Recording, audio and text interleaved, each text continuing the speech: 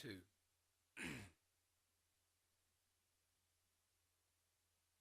While I'm singing this song, will be dismissed to our classes.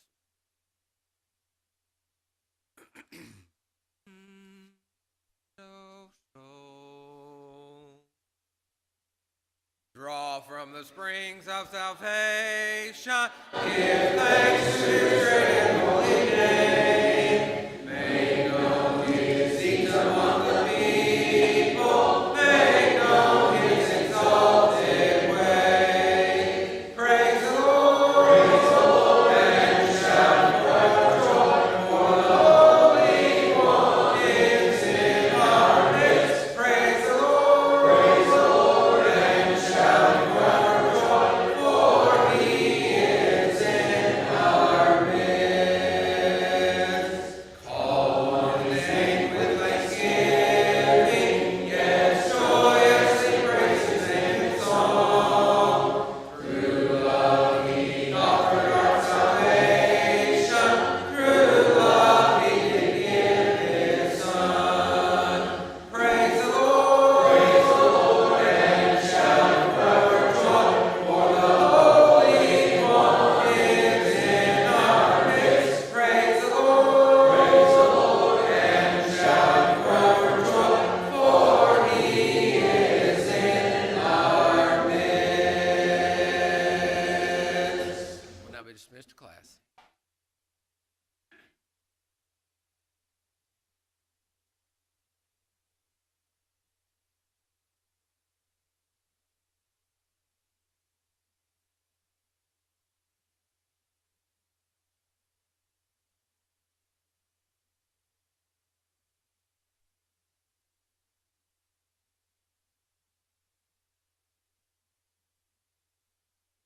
Well, give me just a minute.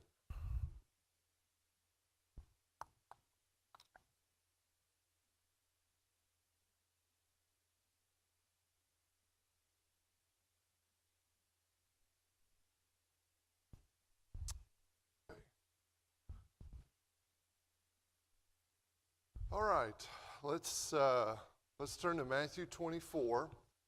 Of course, as we looked into this last time, you know that Mark chapter 13 is it's the text in the account of Mark, and these are very similar accounts. We just tend to be more familiar with Matthew, and there's probably a few good reasons to look at Matthew's account first on this particular issue. This chapter is one, especially right now, or anytime there's any major historical event, it kind of just bounces from one to the other, is used by our premillennial friends that believe there'll be an earthly kingdom and talk a lot about, the Middle East or any kind of physical warfare that might go on, and they see a lot of that in the book of Revelation, and Matthew 24 tends to come up. And so it's important for us to know what Matthew 24 and Mark 13 and Luke 21 are actually talking about so that we don't get caught flat-footed and not know really what to say. So we began to look at this last time. So when we looked at Matthew 24, what major issues does Jesus address in Matthew 24? Right. Now there are even some among our brethren who don't believe what's known as the 80-70 doctrine. They don't believe that. They think Jesus will come again and there'll be a bodily resurrection, all of that. That take the position that all of Matthew 24 and all of Mark 13 and all of, let's say, Luke 17 is actually talking about the destruction of Jerusalem. I don't take that position. I think, first of all, it does give credibility to some other doctrines that is unnecessary. Number two, when you look at the context, I do think there are two issues at hand. And I mentioned this to you before, but, it's probably pretty probable that the disciples didn't know they were asking two questions. It's very probable, I think, when you look at Matthew 24 and Mark's account and Luke's account, that they were thinking this is all going together, even in Matthew 24. There are two major differences that I found. Now, there may be more, and you might find them, but why I want to go back to Matthew 24. Matthew 24 to me is a little bit clearer about his point of transition from the destruction of Jerusalem to the end of time. Now, you can still see it in the other accounts. I would say this, most of Mark chapter 13 is the destruction of Jerusalem. You don't really get into the transition until the very, very end. And then there's a few verses in my estimation that are the final end. So it's not all the destruction of Jerusalem, but a large part of it is. Matthew, that's not so much the case. So you're looking at the first 34, 35 verses that are the destruction of Jerusalem primarily. And then after that, he shifts to the return, the final second coming. Okay. So let's go back to Matthew 24 again, and let's notice Matthew's account. And we really covered quite a bit last time, but let's read Matthew 24 and verses 1 through 3. Matthew 24, 1 through 3. Richard, if you could.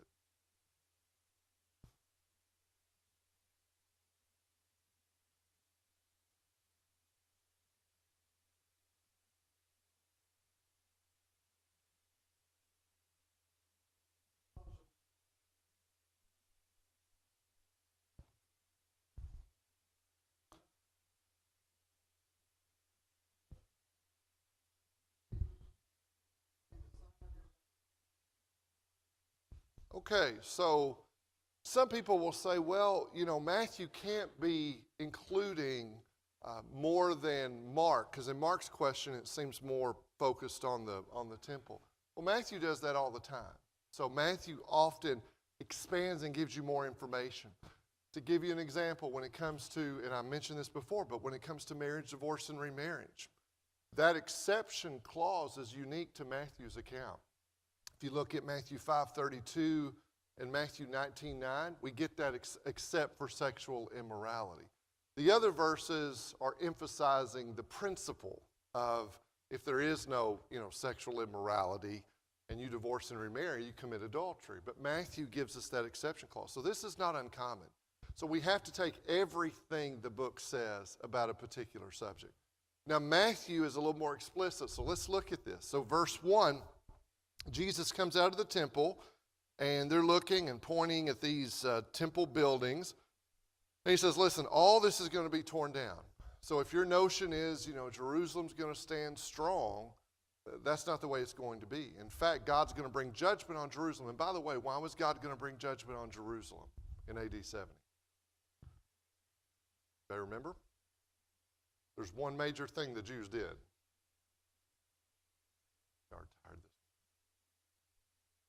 What did the Jews do? That's it. That's it.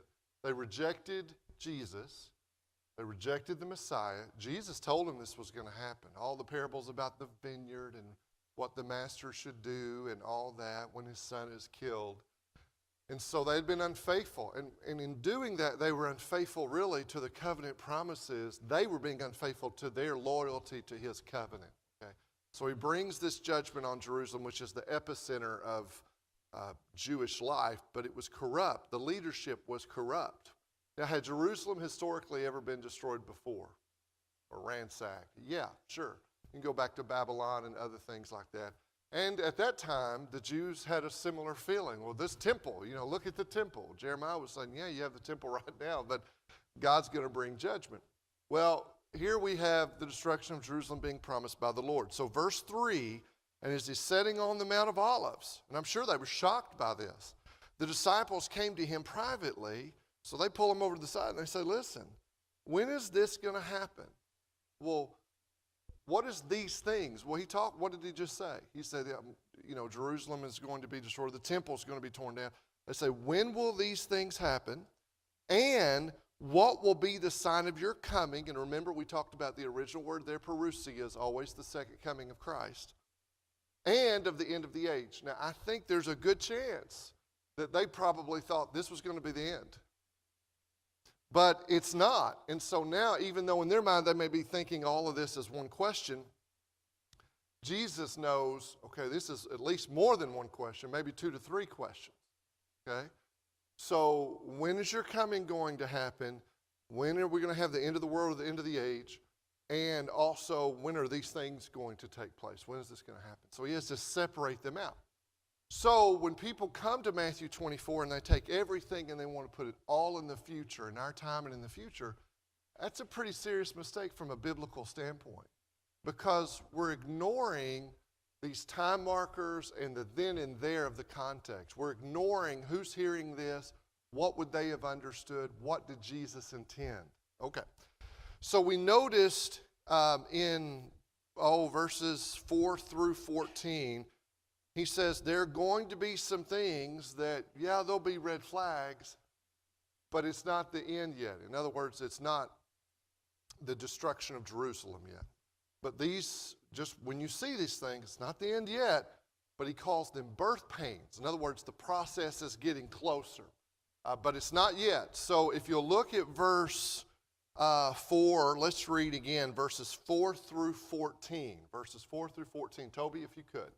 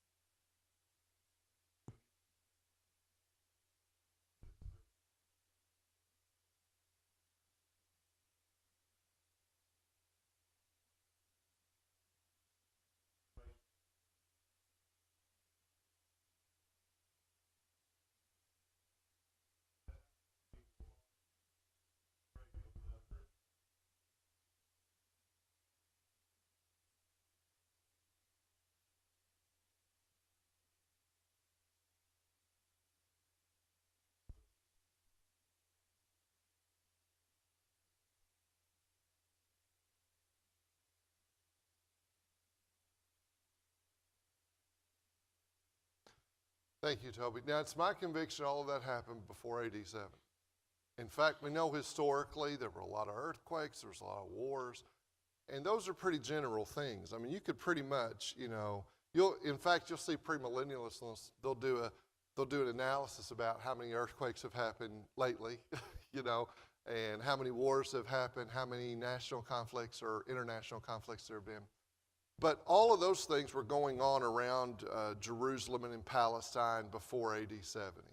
And he says, when you see those, you know the process has begun that's going to lead to the destruction of Jerusalem. Hadn't happened yet, though. Okay? So when you go further into, and some people say, well, what about the gospel of the kingdom being preached? Well, think about this. So Colossians 1 says the gospel had been preached to all creation, all known creation. That's what he's talking about. It doesn't mean there's not a person out there in the world somewhere that maybe hadn't heard the gospel yet. But all these nations, the gospel had spread to the known world.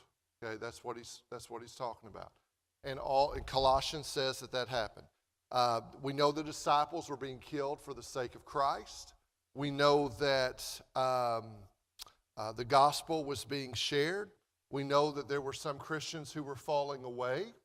Okay, we know all of that happened because of this persecution that was going on. Don, do you have a question? Okay.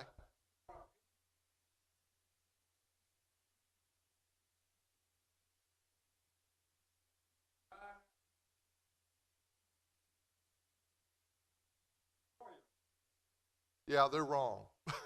Okay, they're wrong as far as the interpretation of Matthew 24. Yeah, that's not what, and I'll get to that in just a minute, but that's not, yeah.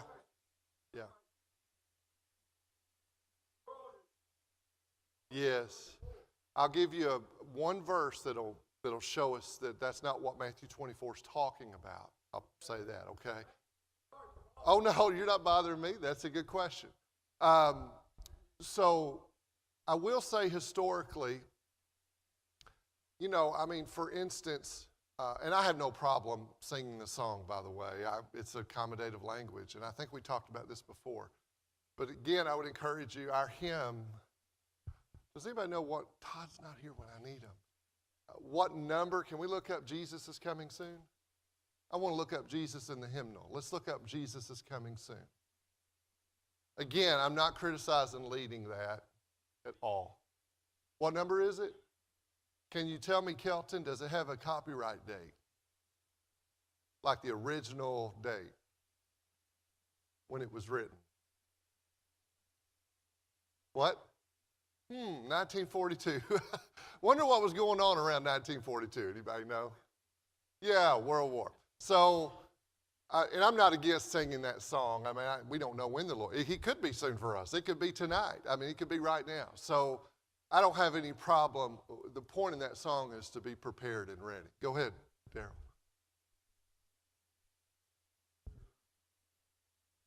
Oh, that's right. You're right. Okay. Let's look at that real quick then. Have you got it there, Daryl? Romans 10:18. And then we're going to come back to that 1942 date in just a minute. Okay, so Romans 10:18. Yes. Go ahead and read that if you would, Daryl.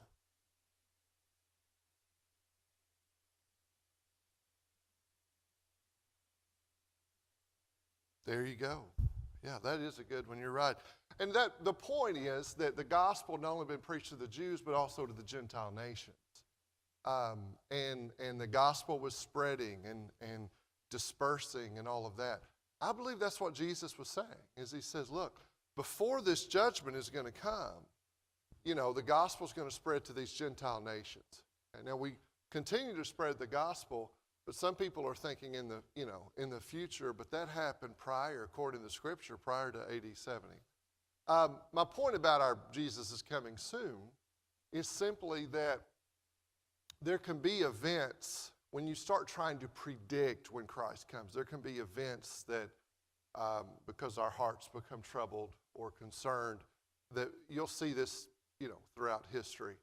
So, and to Don's question, to try to take, basically it's this idea I have, and now I read Matthew 24 and I start shoving, Europe or China or Russia or whoever it is into this, or the Middle East, for the longest it was the Middle East. Regardless of what happens one way or the other, my point is that's really not what Matthew 24 is talking about, okay? Matthew 24 is not talking about that, and the book of Revelation is not talking about that. And those Matthew 24 and the book of Revelation give us clear indication that, in fact, most of, not all, but most, I would say the first, at least the first 19 going into the 20th chapter there of Revelation has already been fulfilled. And so when you look at Matthew chapter 24 and Jesus is laying this out, you got to go back and read it in its context. And these hard texts, guys, can it be challenging? Yes, but it's just the basic rules. Who's speaking? To whom are they speaking? What are they talking about? Are there time indicators that tell us when this was meant to be fulfilled? Okay? And Matthew 24 clearly has those, all right? We mentioned those days of tribulation versus that day. And we'll come back to that in a moment. To answer Don's question, if you look at Matthew 24 and verse 34, look at verse 34. If there's one verse in Matthew 24 that if I'm talking to somebody and they're saying this, I'm probably going to say, well, why don't we talk about verse 34? And at the beginning of Matthew 24, they were talking about the destruction of the temple and what that would represent to the Jewish people. But let's look at verse 34. All right. Jacob Merrick, if you would, just read verses 34 and 35.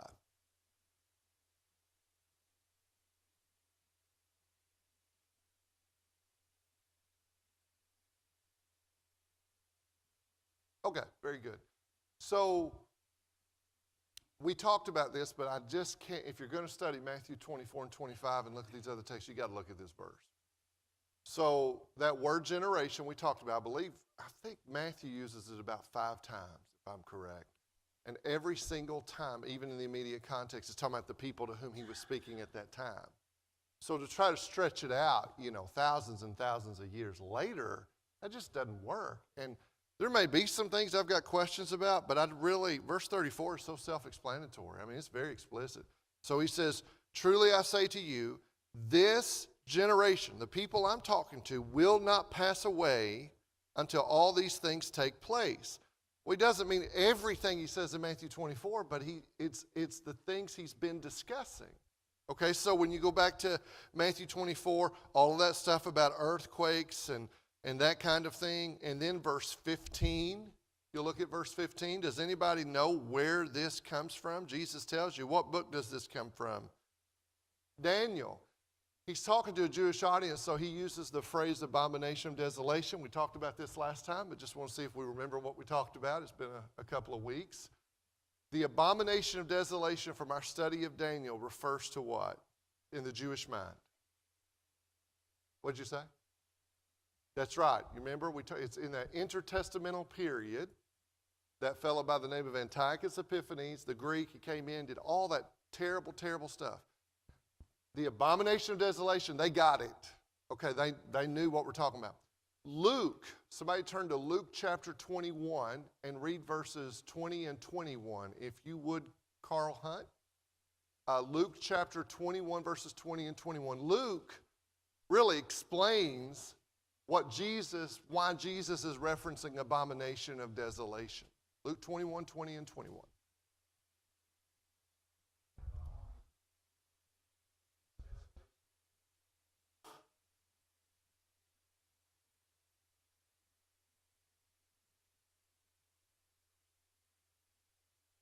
Got it. So what does Luke say the abomination of desolation is going to look like? If you're a Christian, you're living in Jerusalem, what are you going to see?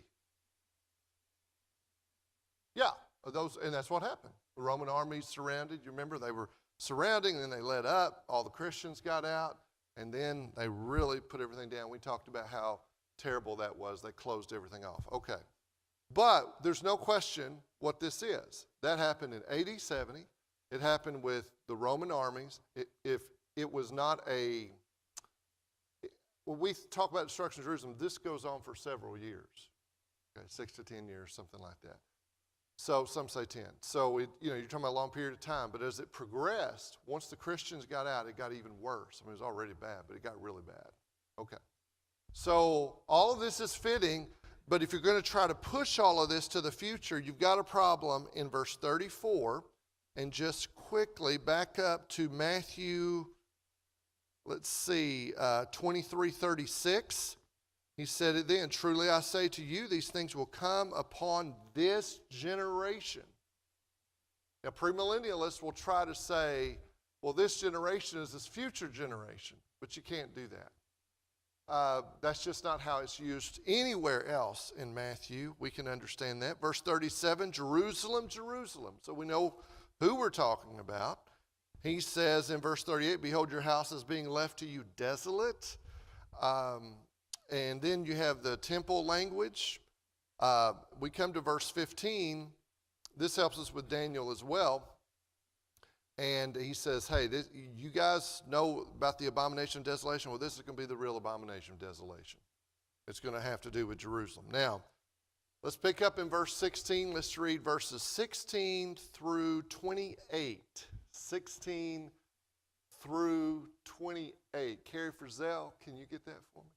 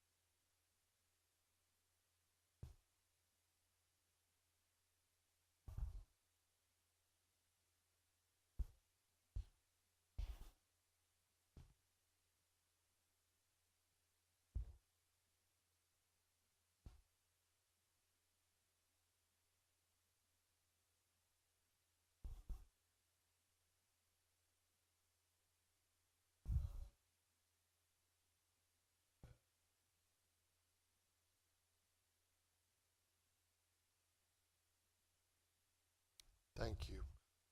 Okay, let's work through this. Let me mention a couple of things. There is language that can be used figuratively regarding judgment, this generic language about preparation. Don't go back to your house and get your stuff. Well, that's preparation. But there are some unique statements, and this is helpful. There are some unique statements that have to do with the destruction of, it would have to be a physical destruction, okay, that would not apply to the second coming of Jesus. Let me mention a couple of those to you in this context. In Matthew 24, he says, then those who are in Judea must flee to the mountains. In 1 Corinthians 15, and he's talking about, even though the wicked and the righteous will be raised, he's focusing on the resurrection of the righteous in 1 Corinthians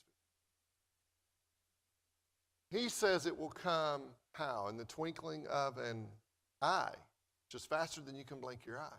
Now, if it's faster than I can blink my eye, which is what he says, and if the righteous and wicked are going to be raised at the same time, and that's what Jesus says in John chapter 5, verses 28 and 29, then why would that language be used? Fleeing, to the mountains of Judea. It would not. If Jesus is talking about AD 70, though, and Christians getting out of town when they see these armies surrounding the city, that makes a lot of sense, and we know that's what they did.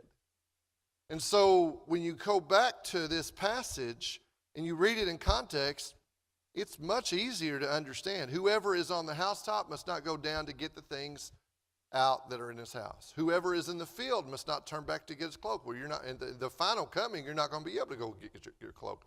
Verse 19 especially, though. Some of these are kind of preparation language, but verse 19 says, woe to those who are pregnant and to those who are nursing babies in those days. Okay, now that's one, that's just not going to apply at the very end. It's not going to matter if a woman is pregnant or not. Then go further with the reading here. Look at verse 20. But pray that your flight will not be when? Winter or when? Now that's interesting.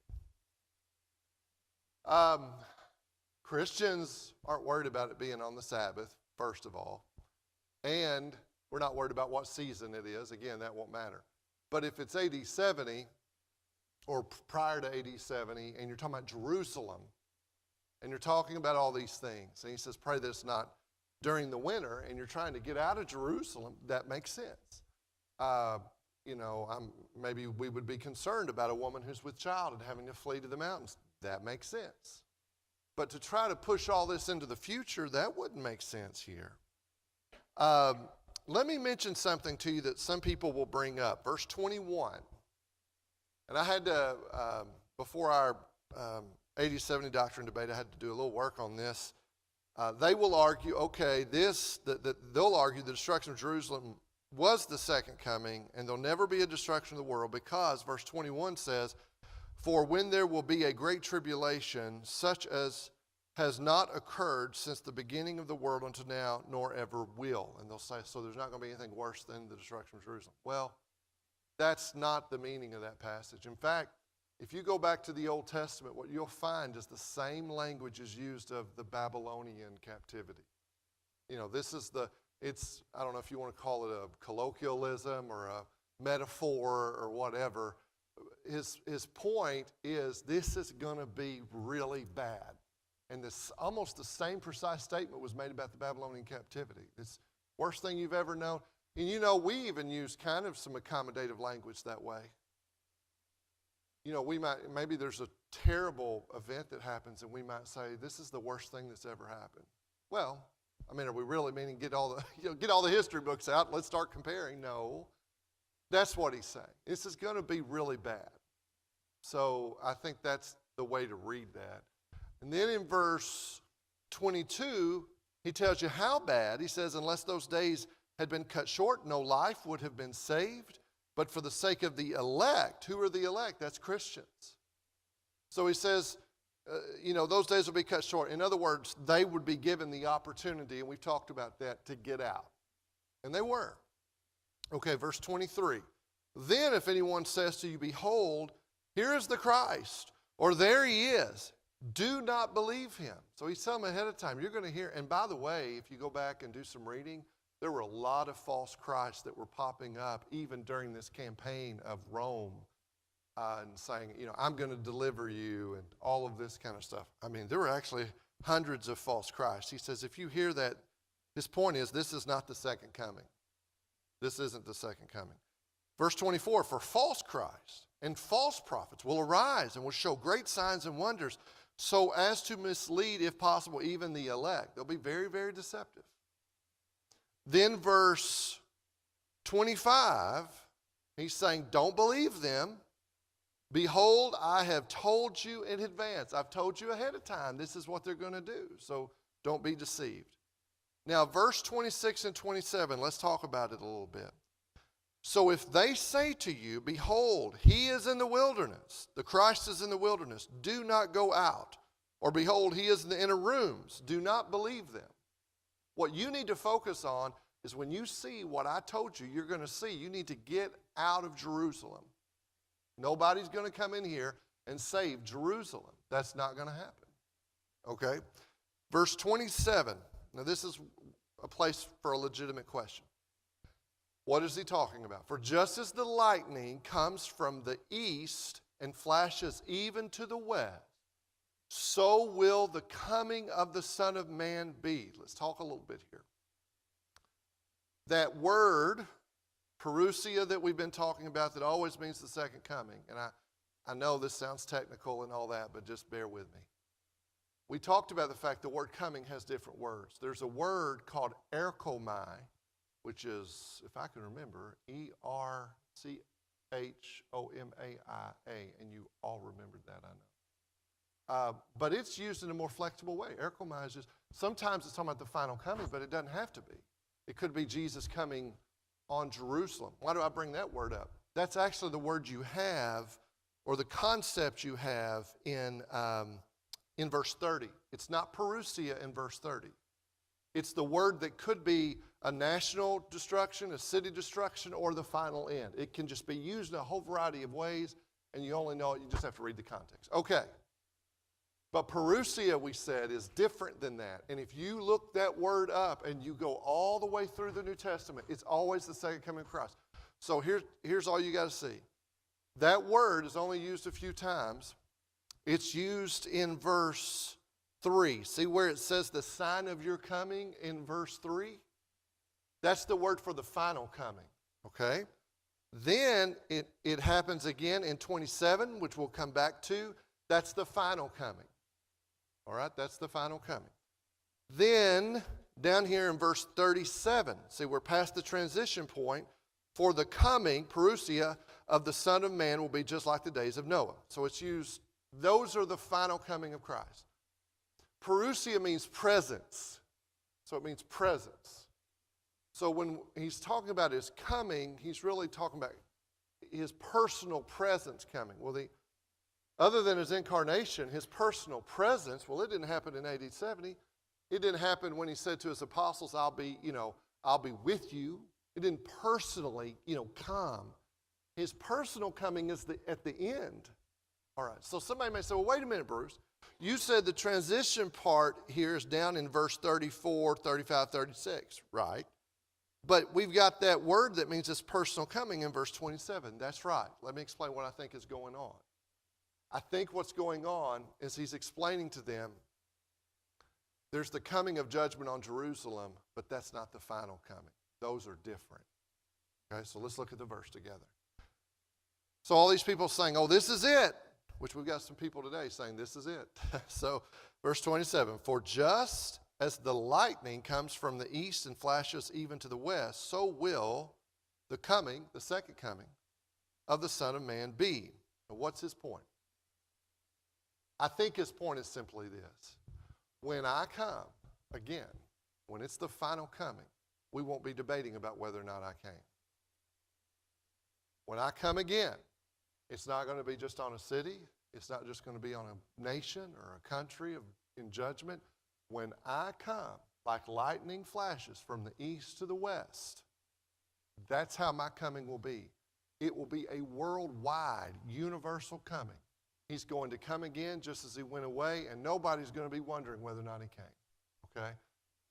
I'll get you in just a minute there.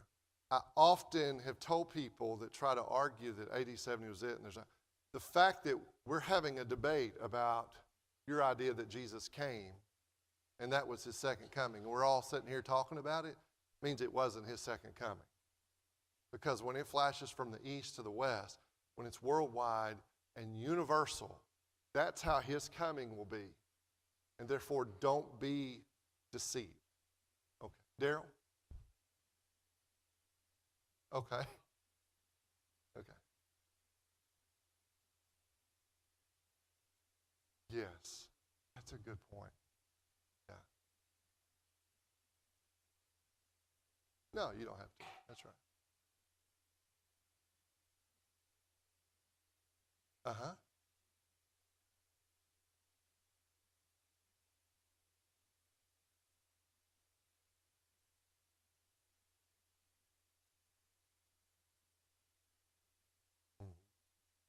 Yeah.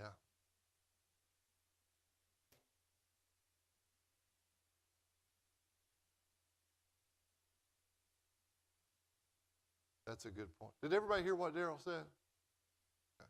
So what two things Daryl was saying is the lightning flashing from the east to the west resembles greatly 1 Corinthians 15, the twinkling of an eye. In other words, it's quick and it's immediate, and I would even argue worldwide. Okay, that's one thing. The other thing about the Sabbath, and you're correct about that, is that they would often lock the gates in Jerusalem. So if you're trying to get out of town on the Sabbath, you're going to have a hard time getting out, especially if you had a high volume of people trying to get out, because everybody's supposed to be resting.